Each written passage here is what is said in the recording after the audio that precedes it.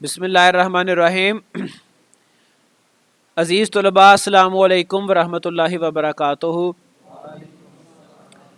ये हम कल हमने ये एग्ज़ाम्पल कोड 3.3 देखा और इस एग्ज़ाम्पल में हमने ये देखा था कि इफ़ कंडीशन के बाद अगर तो सिंगल स्टेटमेंट हो तो करली ब्रेसेस दरमियानी ब्रैकेटें वो ज़रूरी नहीं है।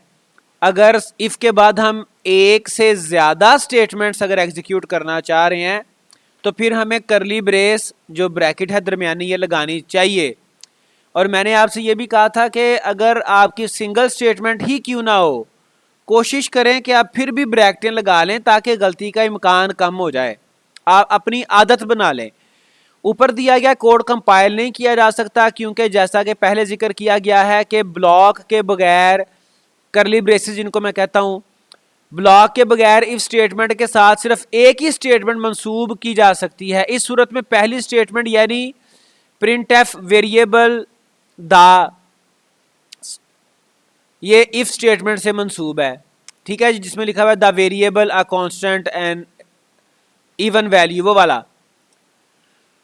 लेकिन दूसरी स्टेटमेंट यानी you are doing great job, ये जो है उससे मंसूब नहीं है, इसलिए एल्स वाला हिस्सा भी इफ स्टेटमेंट से मुंसलिक नहीं है। चूंकि वह दूसरी स्टेटमेंट इफ का पार्ट नहीं है और जो एल्स स्टेटमेंट है उसके लिए शर्त यह है कि वो इफ के और एल्स के दरमियान कोई एक स्टेटमेंट भी इजाफी ना आए। तो ये एक इजाफी स्टेटमेंट आ गई, इसलिए एल्स वाला हिस्सा भी इफ स्टेटमेंट से मुंसलिक नहीं है। हम जानते हैं कि एल्स ब्लॉक का इफ स्टेटमेंट से मुंसलिक होना जरूरी है। इस मसले को हल करने के लिए हम कीवर्ड एल्स से पहले वाली दोनों स्टेटमेंट को ब्लॉक के अंदर रख सकते हैं। हमने ये करके देख लिया। कोसैन के अंदर जो छोटी ब्रैकेट होती है जिसको पैरेंथेसिस कहते हैं, कोसैन के अंदर लिखा गया एक से ज्यादा हिदायत का मजमुआ ब्लॉक या कंपाउंड स्टेटमेंट कहलाता है। अच्छा, यहां पे उसने कोसैन कह दिया लेकिन वो कहना ये चाह रहा था करली ब्रेसेस, तो हम यहाँ पे एक इशारा तो लिख देते हैं। वो ये कहना चाह रहा था इनके दरमियान लिखा हुआ ना, ये जो करली ब्रेसेस हैं तो इनको दरमियानी ब्रैकेट कहा जाता है। कोसैन तो गालिबन वो छोटी ब्रैकेटों को जो आपकी होती है ना पैरेंथेसिस, उनको कहते हैं। बहरहाल इनके दरमियान करली ब्रेसेस के दरमियान लिखा गया एक से ज्यादा हिदायत का मजमुआ ब्लॉक या कंपाउंड स्टेटमेंट कहलाता है। कंपाउंड कहते हैं एक से ज्यादा को, एक से ज्यादा को क्या कहते हैं? कंपाउंड। ठीक है जी, तो उसको हम ब्लॉक कहते हैं या कंपाउंड स्टेटमेंट कहते हैं। लेकिन वो एक ही वो मजमुआ होता है, ब्लॉक एक ही होता है। लॉजिकली मंतकी तौर पे वो एक ही मतलब जुड़ा होता है, ब्लॉक आपस में इकट्ठा ही होता है। आगे एक और एग्जांपल आ गई इसको हम देखते हैं क्या किया गया है। एक वेरिएबल लिया, अच्छा उसने सिर्फ ब्लॉक लगा दिया, उसी स्टेटमेंट में उसी प्रोग्राम में ब्लॉक लगाया हुआ, बस इतना सा काम किया उसने। तो ये हम करके वैसे देख चुके हैं। उसके बाद इफ एल्स स्टेटमेंट का इस्तेमाल। नीचे दिया गया प्रोग्राम एक करैक्टर इनपुट लेता है और अगर वो हिंदसा हो तो डिजिट प्रिंट करता है, वरना नॉट डिजिट प्रिंट करता है।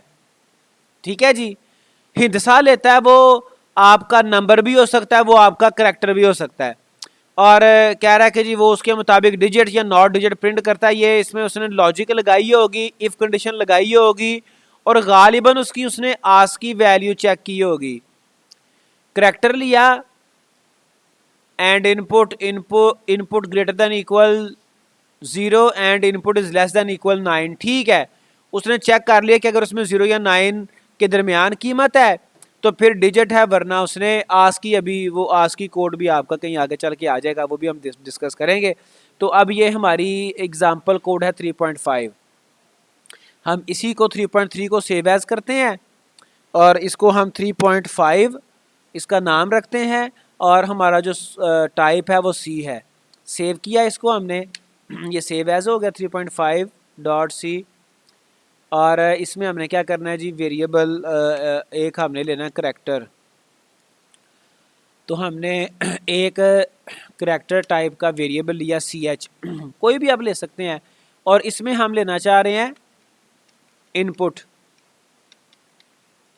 तो इनपुट लेने के लिए आपको पता है पहले एक यूज़र को हमने वो मैसेज देना होता है, ठीक है जी। हम कहते हैं काइंडली प्रोवाइड या गिव सिंगल करैक्टर और डिजिट। काइंडली प्रोवाइड कह लें, काइंडली एंटर लिख लें, कुछ भी आप मैसेज दे सकते हो, ठीक है। और इसके बाद आप क्या करोगे, आप यहाँ पे कॉलन लगा दें और फिर आप स्कैनफ में आपको पता है कि डबल कोट्स में आप फॉर्मेट स्पेसिफायर लगाते हैं। तो चूंकि करैक्टर में इनपुट लेनी है करैक्टर में, और जो करैक्टर है उसके लिए %C यूज़ होता है, ठीक है जी। कॉमा आएगा, एंड साइन आएगा और वेरिएबल का नाम आएगा CH। तो अब हमने लगानी है कंडीशन हमने क्या लगानी है, if CH is greater then और इक्वल टू किसके, 0 के। अब ये जो करैक्टर होता है ना, करैक्टर जो वैल्यू आती है उसको हम सिंगल कोट में लिखते हैं, ये हमने पीछे पढ़ लिया हुआ था। एंड एक तो ये 0 के बराबर हो, बड़ा भी लगाना था इधर, CH ग्रेटर देन और इक्वल टू 0 एंड CH, भैया के वक्त दोनों कंडीशन ट्री होनी चाहिए। CH is less than equal 9। अगर तो ऐसा है, अगर तो ये कंडीशन ट्रू है, अब ये ब्लॉक्स मैंने आपको बताया लाजमी लगा लिया करें। फिर आप क्या प्रिंट करवाना चाह रहे हो, आप प्रिंट करवाना चाह रहे हो digit,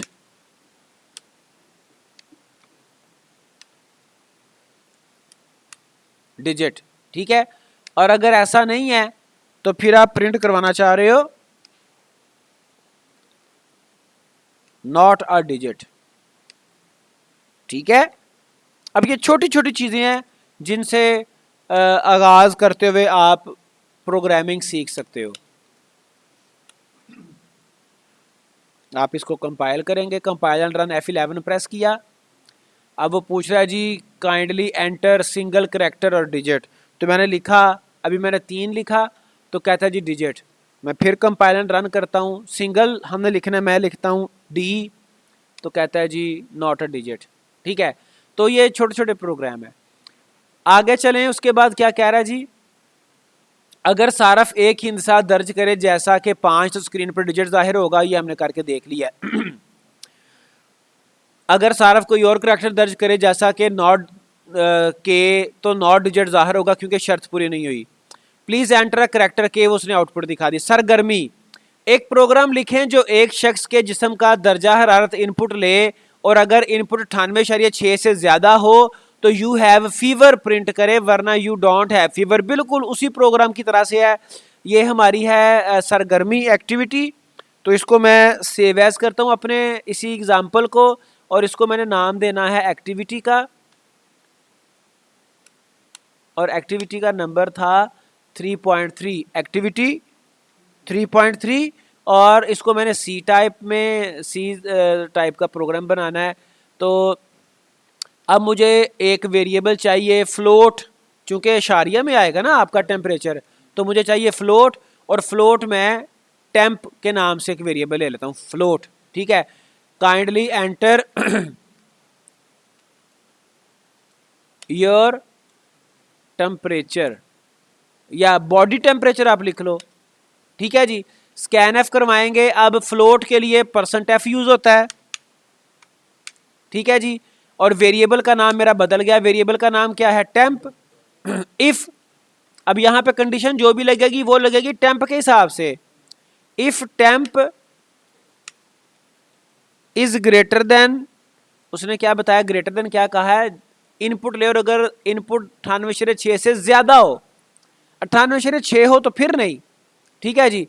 if temp is greater than 98.6, अगर ऐसा है तो फिर हम कहेंगे you are suffering from fever, और एल्स में आप क्या लिखोगे, आप लिखोगे अल्हम्दुलिल्लाह यू आर ओके। इसको मैंने कंपाइल एंड रन किया तो कह रहा जी kindly enter your body temperature, मैंने लिख दिया 97.6। ठीक है, तो कह रहा जी अल्हम्दुलिल्लाह यू आर ओके। मैंने फिर कंपाइल एंड रन किया, मैंने लिखा 98.6। 98.6 तक अल्हम्दुलिल्लाह ओके ही आना है। ठीक है, अगर मैं लिखता हूँ 99 या 100, ठीक है, तो कहेगा you are suffering from fever. तो ये छोटे छोटे प्रोग्राम्स हैं आपके। आगे चलें, उसके बाद आ गया अहम नुक्ता। अगर इफ स्टेटमेंट या एल्स स्टेटमेंट के अंदर एक से ज़्यादा हिदायत हो तो उन्हें एक ब्लॉक की सूरत में लिखा जाता है, वरना कंपाइलर सिर्फ एक हिदायत को इससे मंसूब करता है और बाकी हिदायत को उनसे अलग समझता है। ये बात हमने 2-3 दफ़ा रिवाइज भी कर ली, बड़ा अहम नुक्ता है। इससे आपका प्रोग्राम गलत हो सकता है, आपकी लॉजिक गलत हो सकती है, आपका नतीजा आउटपुट गलत आ सकती है, इसलिए इसको समझना ज़रूरी है। अगर इफ़ कंडीशन के बाद आपने ब्लॉक नहीं बनाया, करली ब्रेसेस यूज़ नहीं की, दरमियानी ब्रैकेटें यूज़ नहीं की, तो वो सिर्फ एक स्टेटमेंट को इफ़ के साथ जोड़ता है। अहम नोट, सी लैंग्वेज में इफ़ एल्स इफ़ स्टेटमेंट भी होती है जिसका ढांचा ये होता है, इफ़ पहली कंडीशन, फिर एल्स इफ़ दूसरी कंडीशन, फिर ये चलता जाता है, एल्स इफ़ चलता जाएगा। ये कोड जो तब तक चलेगा अगर पहली शर्त ना पूरी हो लेकिन दूसरी शर्त पूरी हो। एल्स इफ़ तक करके एंड पे फिर एल्स आ जाता है। और ये सारा जो आपका कोड है इफ़ एल्स इफ़ वाला, इसको हम इफ़ एल्स इफ़ लैडर भी कहते हैं। If else if ladder, ladder का मतलब होता है सीढ़ी। और ये चीज़ याद रखें कि इस इफ़ एल्स इफ़ लैडर में से सिर्फ, ये मैं उर्दू में लिख देता हूं, तमाम मुख्तलिफ कोड ब्लॉक में से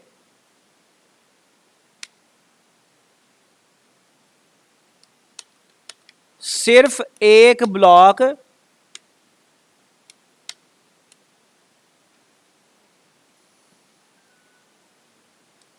तो इन तमाम ब्लॉक्स में से सिर्फ एक ब्लॉक ही एग्जीक्यूट होता है। ठीक है जी,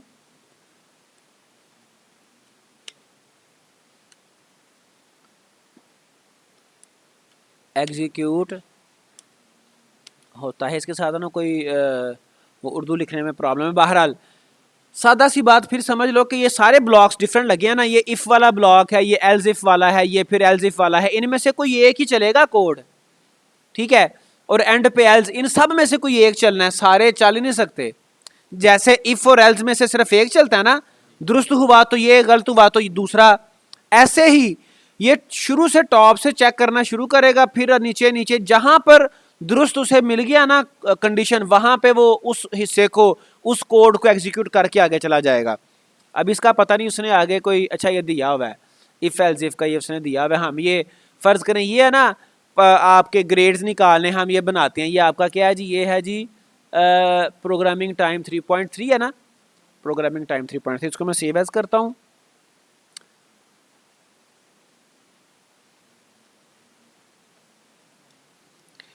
तो इसको अब हम सेव एज करते हैं, प्रोग्राम टाइम 3.3 था उसका नाम, 3.3। अब हमने ग्रेडिंग सिस्टम बनाना है। क्या बनाना है? हम एक लेंगे इंटीजर वेरिएबल में मार्क्स इनपुट लेंगे, मार्क्स बल्कि परसेंटेज लेंगे, मार्क्स की भी फ्लोट ले लेते हैं, फ्लोट, चूंकि परसेंटेज तो आपकी शायरी में भी आ सकती है ना, परसेंट अंडरस्कोर मार्क्स। तो ये वेरिएबल को मैं कॉपी कर लेता हूं, कहता हूं kindly enter your obtained marks, obtain, kindly enter your percentage of obtained marks। ठीक है जी, और हमने इनपुट लेनी है फ्लोट ही है, और वेरिएबल का नाम क्या है जी, वेरिएबल का नाम मैंने कॉपी किया है परसेंट मार्क्स, और फिर मैंने कंडीशन लगाई, ये देखें if percent marks is greater then 80, अगर 80 से ज्यादा है तो फिर हम इसी के मुताबिक लगाएंगे जो है ना रिजल्ट। कहता है अगर 80 से ज्यादा है तो फिर ए ग्रेड, फिर ग्रेड यहाँ पे सिर्फ ए मैं लिख रहा हूँ, ठीक है जी। और एल्स के बाद इफ स्पेस आएगी, एल्स के बाद इफ, और कंडीशन में बल्कि यही कॉपी कर लेता हूँ। मैंने कहा जी कंडीशन यही कॉपी कर लेता हूँ। अब्दुल्ला कहता है हाँ जी कर लें। थैंक यू अब्दुल्ला, आपने इजाजत दे दी। अच्छा अब 70 से 80%, अब यहां पर मुझे ये कंडीशन लगाने की जरूरत नहीं है कि 70 से 80%, मैंने सिर्फ कंडीशन लगाई है कि परसेंटेज मार्क्स ग्रेटर देन 70, ठीक है। 80 से अगर ऊपर होंगे तो फिर ए ग्रेड है, 80 से ऊपर, और अगर 70 से लेके 80 तक होंगे फिर यहां पे इस ब्लॉक में आएगा और प्रिंट क्या करेगा, प्रिंट करेगा बी, ठीक है। अब मैंने क्या करना है, अब मैंने ये पूरा एल्स इफ कॉपी करता हूं। एल्स इफ मैंने कॉपी किया, एल्स इफ, अब ये पूरी एक ना वो चेन बन गई है। Percent marks is greater then 60, तो फिर ग्रेड क्या आ रहा है जी, 60 से ऊपर सी, ठीक है जी, ये सी ग्रेड आ गया। फिर एल्स इफ अगर परसेंट मार्क्स ग्रेटर हैं किससे, 60 से, तो फिर आ गया 60 से ऊपर हैं तो फिर ये क्या 80 से ऊपर ए, 70 से 80, अच्छा बी, यहाँ पे 50 आना है भाई, 50 आना है, इधर 60 हमने लगा लिया है। 50 से ऊपर आ गया जी डी, ठीक है जी। और फिर else if marks is greater then below 50, अब यहाँ पे इसके हिसाब से उसने कह दिया कि जी 50 वाला ही पास है, उसके हिसाब से 50 से कम वाला फेल है। अच्छा अगर कहता है जी 50 से ऊपर हैं, यहां पे हम बराबर की कंडीशन भी लगा देते हैं, ग्रेटर देन इक्वल, अगर 50 के बराबर हैं या 50 से ऊपर हैं तो फिर डी ग्रेड। अब यहां पे हमने एल्स इफ नहीं लगानी, यहां पे कंडीशन भी नहीं लगानी, यहां पे सिर्फ एल्स लगाना है। शुरू पे इफ आएगा, दरमियान में 2 दफा 4 दफा 5 दफा हमारी सिचुएशन के अकॉर्डिंग एल्स इफ आएंगे, हर एल्स इफ में कोई ना कोई कंडीशन लगी होगी, एंड पे एल्स आएगा, ठीक है। इसका मैं आपको अपनी हकीकी दुनिया से ना एक सिनेरियो बना के बताता हूँ, एक वो मिसाल से समझाता हूँ। फर्ज करें मैं कहता हूँ देखो यार अगर वो बाहर मतलब पकोड़े वाला है ना तो पकोड़े ले आओ, अगर नहीं तो देखना अगर वहाँ पे फ्रूट चाट वाला होगा फ्रूट चाट ले आना, अगर नहीं फिर देखना आप वो फलां चीज़ देख लेना, अगर नहीं तो फिर वहाँ से बिस्किट ले आना, ठीक है। तो पहले 3-4 चीज़ें आपने चेक कर रही हैं, पकोड़े वाला होगा पकोड़े लाओगे, नहीं होगा फिर फ्रूट चाट देखोगे, नहीं होगा फिर आप, ठीक है, अगर कुछ भी नहीं होगा फिर एल्स एंड पे आप बिस्किट ले आओगे। अब अगर आपको पकोड़े वाला मिल गया तो आपने पकोड़े लेके वापस आ जाना है, क्योंकि मैंने आपको 50 रुपए दिए हैं तो आप उनमें से वो जो चीज़ आपको कही है वो आप लेके वापस आ जाओगे, ठीक है। तो बिल्कुल यहाँ पे सेम बात है, इफ एल्स इफ एंड पे एल्स, ठीक है जी। अब मैं इसको सेव कर रहा हूँ, इसको मैं अब compile and run F11 press करता हूँ, तो आप ये देखें वो कह रहा है जी kindly enter your percentage of obtained marks. मैं कहता हूँ जी परसेंटेज ऑफ ऑब्टेन्ड मार्क्स है 49.9, चूंकि हमने फ्लोट यूज किया हुआ है तो कह रहा है जी एफ ग्रेड, ठीक है। चूंकि 49.9 कम है, 50 से कम है, मैं कहता हूँ जी 50.1% मार्क्स आए, 50 पॉइंट लिखना था आगे स्लैश एम ही आ गई, 50.1, तो कहता है जी डी ग्रेड, ठीक है जी। तो इसी तरह से आप जो भी एंटर करोगे, मैं कहता हूं कि जी 78, तो 78 पे हमने 70 से ज्यादा लगाए थे बी ग्रेड, तो ये बी आ गया। मैं दोबारा कंपाइल रन करता हूं, मैं लगाता हूं 80, ठीक है जी। अब 80 से ज्यादा पर हमने लगाई थी कंडीशन ए ग्रेड की, ए ग्रेड की कंडीशन 80 से ज्यादा थी, 80.1% ही चाहे क्यों ना हो, अगर पूरा 80 आया है तो फिर वो ग्रेड आना है बी, ये हमने कंडीशन लगाई हुई है, बात समझ आई। तो ये सारी चीजें हमें देखना पड़ेंगी, अगर हम 80 पर भी ए रखना चाहते हैं, 80 मार्क्स परसेंट पर भी ए ग्रेड देना चाहते हैं, तो फिर हमें पहली वाली कंडीशन में बराबर का निशान भी इस्तेमाल करना है। तो ये बराबर बड़ा है और बराबर है, इन चीजों को भी आपने ध्यान से इस्तेमाल किया करना है। तो किताब वाला अगर आप देखें, इसने इसी प्रोग्राम को कैसे लिखा हुआ है, वो सेम है, फ्लोट ही लिया उसने, परसेंटेज आ गई परसेंट और ग्रेटर देन, उसने बहरहाल ग्रेटर देन इक्वल यूज किया हुआ है, ठीक है, उसने ग्रेटर देन इक्वल यूज किया हुआ है। और उसके बाद चलते चलाते ये आपका आ गया। और ये देख लें यहां पे उसने बैकस्लैश एन यूज किया, बैकस्लैश एन की जरूरत ही नहीं है, चूंकि इन तमाम स्टेटमेंट्स में से वो एक ही प्रिंट होनी है, दो तो हो नहीं सकती, if else if else if else if and पे एल्स। तो आज के लिए इतना ही, बाकी इंशाल्लाह फिर नेक्स्ट देखेंगे। अल्लाह हाफिज।